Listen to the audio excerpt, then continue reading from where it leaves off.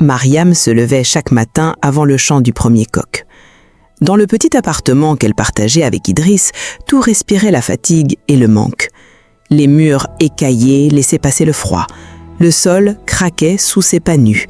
Elle jetait un regard à la place vide du lit, toujours froide depuis que son mari partait avant l'aube, prétendant courir après un travail ou une opportunité qui n'existait peut-être pas.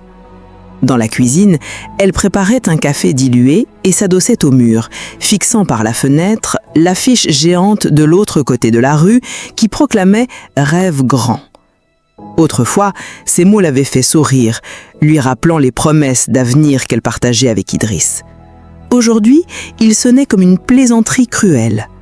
Le soir, lorsqu'Idriss rentrait, son visage se durcissait en découvrant le repas modeste du riz accompagné d'une soupe claire.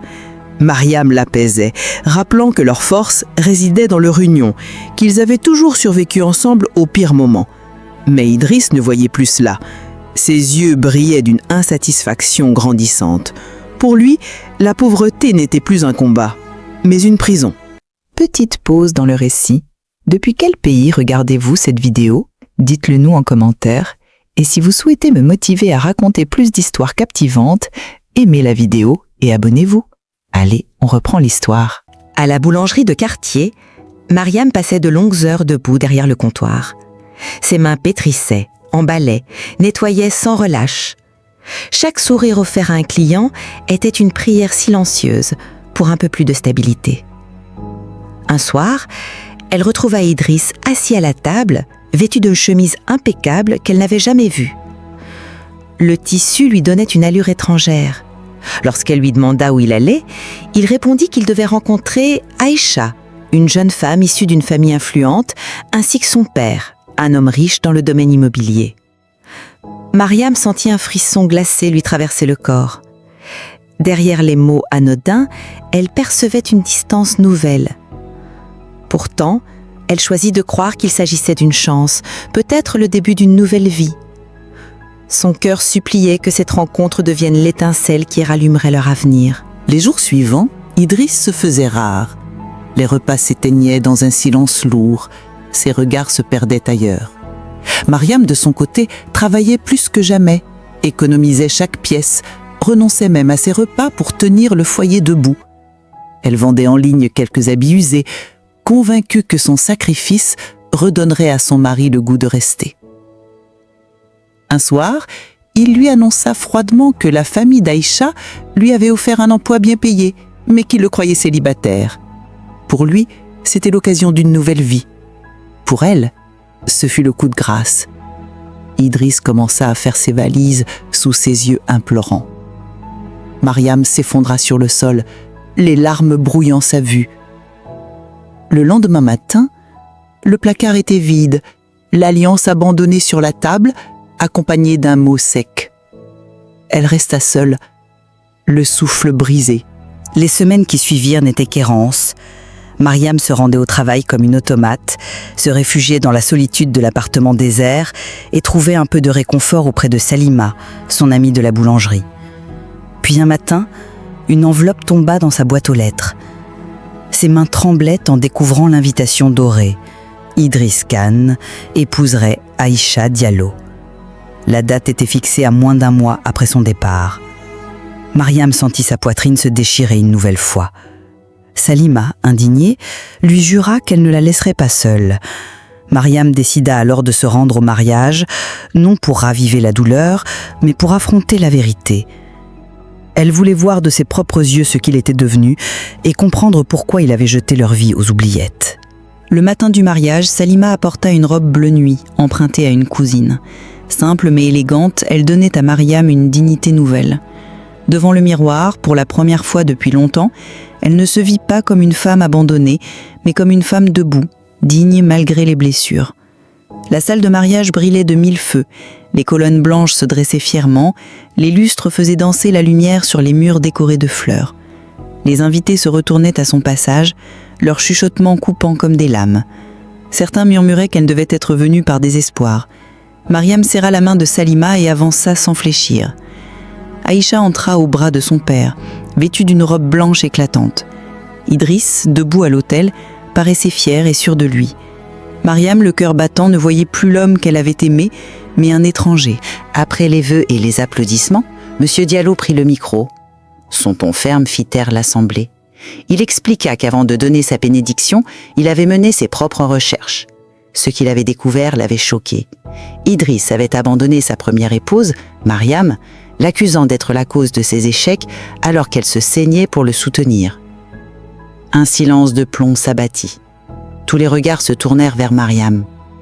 Le visage d'Idriss perdit toute couleur. Aïcha, bouleversée, demanda confirmation à son père, puis à Idriss lui-même. Son mari bégayait, incapable de nier, piégé par sa propre trahison. L'instant devint irréversible. Aïcha s'approcha de Mariam, lui avouant qu'elle ignorait tout et qu'elle s'était laissée tromper. Mariam, la voix posée, expliqua calmement les sacrifices faits, les 2 emplois cumulés, l'amour donné sans retour. M. Diallo, d'un geste ferme, mit fin à la cérémonie. Le mariage était annulé, de même que toute alliance entre les 2 familles. Idriss resta seul, le regard hagard, au milieu d'une salle qui se vidait. Mariam sortit, escortée par Salima et même par Aïcha, son ancienne rivale, devenue sœur en douleur. Les jours suivants, la rumeur se répandit dans la ville. Mais à la surprise de Mariam, ce n'étaient pas des moqueries qu'elle recevait, mais des félicitations. On admirait sa dignité, sa force tranquille. À la boulangerie, les clients devinrent plus nombreux, comme pour soutenir celle qui avait tenu tête à l'injustice. Un après-midi, Aïcha entra avec son père. Monsieur Diallo, après avoir observé Mariam, lui proposa d'investir dans sa boulangerie. Il ne s'agissait pas de charité, mais d'un véritable partenariat.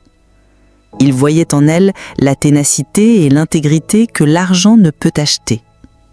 Mariam accepta, avec prudence, mais aussi avec une lueur nouvelle dans les yeux. Un jour, Idriss envoya un message. Il voulait la voir, une dernière fois. Ils se retrouvèrent dans un petit parc où autrefois, il rêvait d'un avenir meilleur. Idriss apparut vieilli, les épaules tombantes, le regard creux. Il avoua ses regrets, son ambition dévorante qui l'avait conduit à tout perdre. Sa voix tremblait. Mariam l'écouta sans colère. Elle lui dit qu'elle lui pardonnait, mais que le pardon ne signifiait pas retour en arrière. Elle se leva, le regard clair, et lui souhaita d'apprendre à aimer les personnes pour ce qu'elles sont, et non pour ce qu'elles peuvent offrir. Idriss resta assis, seul, avec ses remords. Avec l'aide de M. Diallo, la boulangerie devint un lieu florissant. Salima prit la direction des équipes, Aïcha passait parfois donner un coup de main ou partager un café. Mariam bâtissait non seulement un commerce, mais un foyer de solidarité et de respect. La ville de Cahora parlait désormais d'elle comme d'un exemple. Elle n'était plus l'épouse trahie, mais la femme qui s'était relevée. Sa force inspirait d'autres. Elle avait perdu un mariage, mais trouvé une identité, une famille choisie et un avenir forgé par son courage. La véritable richesse n'était pas dans l'or ou les apparences, mais dans l'intégrité et la dignité de ceux qui se relèvent après la chute. Mariam comprit que sa vie, désormais, lui appartenait pleinement. Elle avait survécu à la trahison et maintenant, elle brillait d'une lumière qui ne s'éteindrait plus. La leçon de vie. La vie met souvent nos cœurs à l'épreuve. Nous faisons confiance, nous aimons, nous donnons sans compter et parfois, malgré tous nos efforts, ceux que nous avons soutenus choisissent de partir. La trahison, la déception et l'abandon font mal, mais ils ne doivent jamais devenir une prison. Ce que l'histoire de Mariam nous rappelle, c'est que la vraie richesse n'est pas matérielle. Elle ne réside ni dans les maisons, ni dans les vêtements luxueux, ni dans les alliances sociales. Elle réside dans ce que nous sommes quand tout s'écroule. Notre force, notre dignité, notre capacité à nous relever. La vie nous apprend que les gens peuvent nous décevoir, mais que notre valeur ne dépend pas d'eux. Un cœur intègre finit toujours par attirer le respect, même de ceux qui doutaient ou méprisaient. Chaque blessure est une leçon, chaque larme un passage vers une meilleure version de soi-même. Alors, retiens ceci. ne te définit pas par ce que tu as perdu, mais par la manière dont tu t'es relevé. Pardonner libère, mais ne signifie pas oublier. Celui qui mise sur l'argent perdra toujours face à celui qui mise sur l'honnêteté. La dignité est un trésor qu'aucune trahison ne peut voler. C'est elle qui construit ton héritage et c'est elle qui fait que même après la douleur, tu marches la tête haute.